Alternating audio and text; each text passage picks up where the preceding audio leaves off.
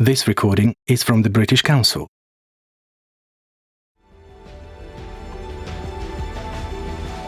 Welcome to today's Business for You podcast. The focus of this podcast is to think about innovation and why it's important, and also to look at different types and stages of innovation. By the end of it, you will hopefully have a better grasp of the topic of innovation and be able to better understand and drive innovation in both your working and personal lives. So, why is innovation important? Well, simply put, without innovation it would be difficult to make progress. Organizations and societies would stagnate. Innovation is what drives us forward. It's what forces us to compete in the business world. It's what leads to better products and services and solutions to new and existing problems.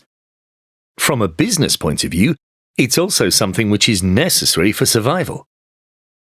4 key types of innovation are incremental, disruptive, architectural, and radical.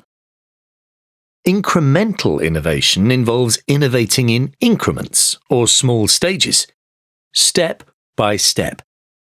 It focuses on existing markets and technologies and aims to make improvements and design changes to existing products and services. Disruptive innovation aims to bring new ideas like technology or processes to existing markets. In that sense, the innovations will disrupt the market and the companies currently serving that market. The first touchscreen smartphones disrupted the mobile phone industry because up to then, mobile phones had buttons and keypads. Architectural innovation involves taking successful ideas from one market or industry and applying them to a new or different market. This often happens when people think of other unconventional uses of existing technology. A good example of this can be seen in vacuum company Dyson's entry into the hand dryer and hairdryer market. Their advanced airflow technology from their vacuum cleaners was applied in reverse to machines that blow out air. In the case of these examples, it's personal hairdryers and hand dryers in public toilets. And finally, we come to radical innovation. This is where a completely new idea is created for a market that doesn't exist yet. It's often what we think of when we think of innovation, and it often swallows up existing markets. For example, the birth and growth of digital and downloadable music has practically led to the death of music CDs and even DVDs.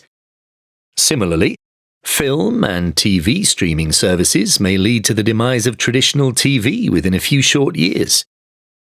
Moving on from types of innovation, let's have a quick look at 5 key stages of innovation. The first stage is idea generation.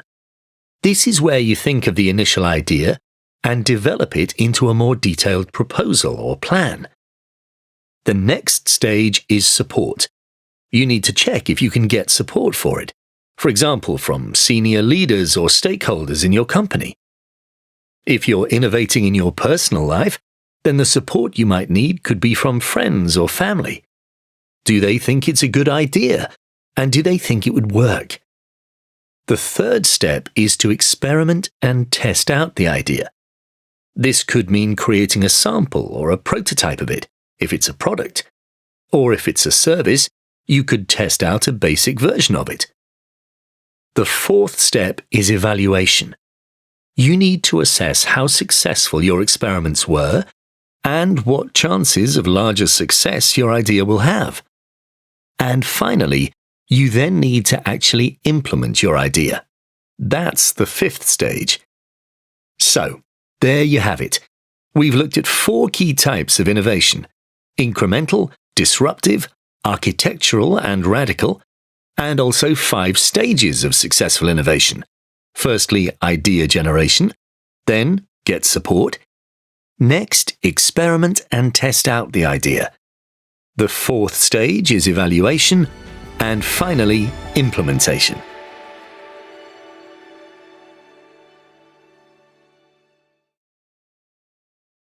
This recording is from the British Council. To find more activities to practice your English, visit www.britishcouncil.org/learn English.